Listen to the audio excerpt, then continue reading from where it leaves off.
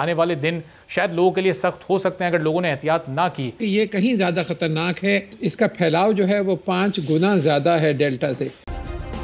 Subscribe करें और bell दबाएं ताकि कोई खबर रह न जाए। इस बार लोग बिल्कुल ऐसे इसको ले रहे हैं जैसे ये कोई पार्ट ऑफ लाइफ है, बहुत एक आम सी चीज़ है। तो इसमें लोगों की भी तो गफलत अपनी जगह पर है। शरह अमवात में कमी की वजह से ऐसी ये नॉन सीरियसनेस है। शरह अमवात तो जैसे मैंने कहा आपको 2 हफ्ते बाद पता चलेगा कि कितनी अमवात तेज़ी से बढ़ती हैं। ये उसका इम्पैक्ट जो है फौरी तौर पे नहीं होता, 2 से 3 हफ्ते का लैग होता है बीमार होने के बाद और फिर अमवात को सामने आने के लिए। लेकिन ये बहुत ही अफसोसनाक सूरत हाल है कि लोग इसको सीरियस नहीं ले रहे। आप शादियों में जाएं तो अक्सर लोग मास्क नहीं पहने होते, खुले तरीके से मिल रहे हैं, पार्टीज़ में मिल रहे हैं।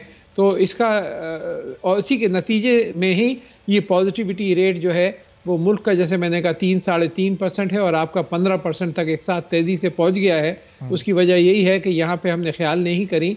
आपको सारे कराची के बाज़ार भी बंद करने पड़ेंगे, सारी दुकानें बंद करनी पड़ेंगी, सारे शॉपिंग सेंटर्स एक लॉकडाउन की कैफियत की तरफ बहुत तेज़ी से बढ़ रहे हैं, कंप्लीट लॉकडाउन की कैफियत। अगर 1 हफ्ते पहले हमने इक़दाम उठा लिए होते तो ये सूरत हाल नहीं होती कराची में।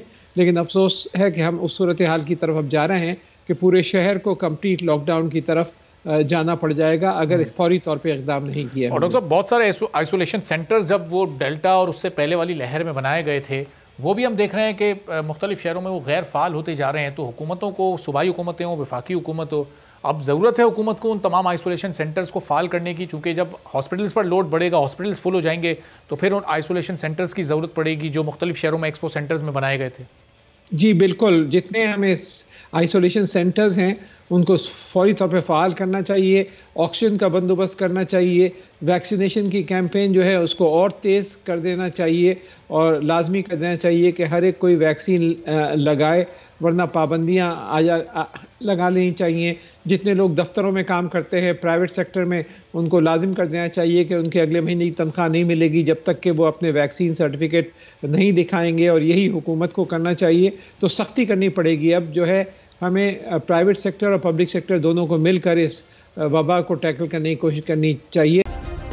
सब्सक्राइब करें और बेल दबाएं ताकि कोई खबर रह न जाए।